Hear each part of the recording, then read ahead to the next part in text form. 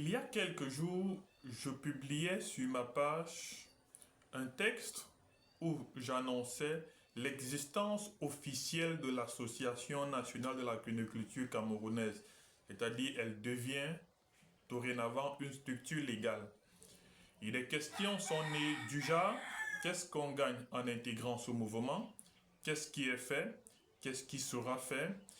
Et il m'a été difficile de répondre individuellement à chacune des personnes qui ont voulu en savoir plus sur cette association. Déjà, à toutes ces personnes qui n'ont pas encore reçu de réponse, je vous présente mes excuses. Et ici, je vais vous donner un bref aperçu et plus en profondeur et plus loin, on pourra mettre certains documents à votre disposition pour vous permettre de comprendre globalement ce qui a été fait. La vision de l'association a déjà été écrite sur 2-3 ans. Les objectifs sont clairement définis. Vous aurez la vision sur le document de la vision. Vous aurez la feuille de route. Mais le cuniculteur est celui qui est au centre des préoccupations de l'association actuellement. Il faut amener tous les cuniculteurs camerounais à une production stable. C'est pourquoi les premières actions ou la feuille de route jusqu'en décembre portent sur 3 points. Le premier point, c'est la formation. Le deuxième point, c'est la restructuration des élevages. Parce qu'après la formation, vous avez la connaissance, vous avez la bonne information. Il faut donc restructurer. Et plus loin, on va aller à la planification. C'est-à-dire, quelle est la quantité de lapins qu'on peut produire à Yaoundé chaque mois ou chaque semaine, quelle est la quantité qu'on peut produire à Bafoussam, quelle est la quantité qu'on peut produire à Bafoussam, du moins dans toutes les zones où l'association est représentée, et comment est-ce qu'on fait pour commercialiser facilement ces produits. Donc on ne veut plus des ventes en désordre, non. Après la restructuration, on pourra aider les éleveurs à organiser leurs activités pour qu'on ait des chiffres fiables. Alors, pour ce qui a déjà été fait dans le sens des formations, je vais profiter pour saluer l'accompagnement, l'assistance d'Aziz et Yann qui ont été présents lors de la première formation. Il était question de trouver des pistes de trouver des solutions concrètes sur la question de la VHD qui crée beaucoup de ravages aujourd'hui, qui fait abandonner beaucoup d'éleveurs, qui fait en sorte que beaucoup d'éleveurs abandonnent l'activité. Sur le plan pratique, qu'est-ce qui a été fait? Yann est promoteur d'un cabinet vétérinaire du groupe Balo. Il est le vétérinaire principal de Ibidon Farming Burundi.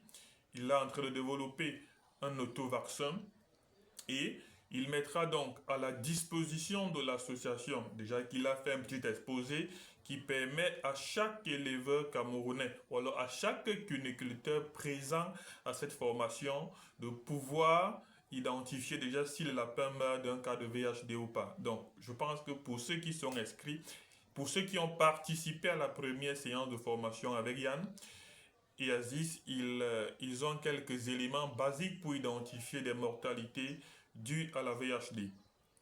Donc, comme je disais, Yann va probablement être au Cameroun dans quelques jours. Ça reste en pleine formation à confirmer. Pour toucher nos réalités du doigt afin de nous proposer un vaccin qui correspond à notre environnement. Et plus loin toujours avec Yann, nous allons avoir des produits vétérinaires spécifiques pour le lapin.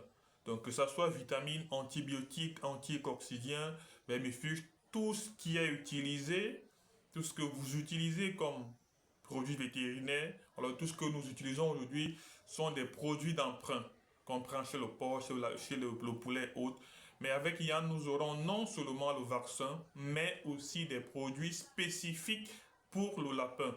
Voilà pourquoi aujourd'hui, il faut déjà se faire enregistrer auprès de la secrétaire adjointe pour qu'on ait un cheptel connu, qu'on ait chaque éleveur avec son cheptel. Ça permet d'avoir une idée sur les commandes des vaccins et des autres produits qui seront faits. Les produits ne seront pas importés pour commercialiser, non. Les produits sont importés pour être distribués aux cuniculteurs inscrits et qui ont enregistré leur cheptel. Donc, chacun recevra les produits en fonction de son cheptel et le stock sera continuellement renouvelé.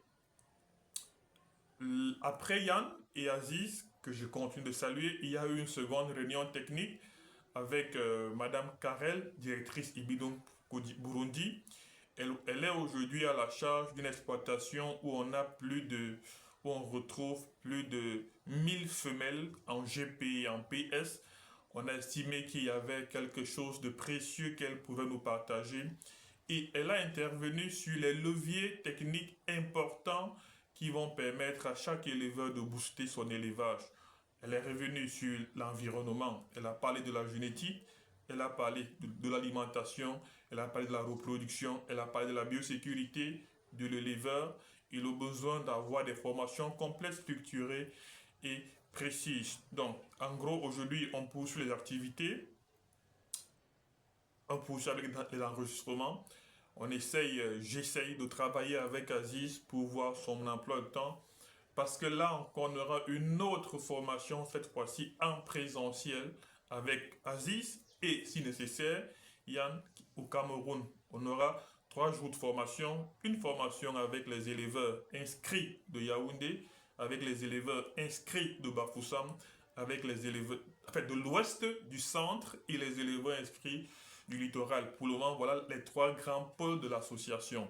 Donc voilà, en gros, ce qui est en train d'être pensé, l'objectif est déjà d'apporter la bonne information à tous les cuniculteurs camerounais.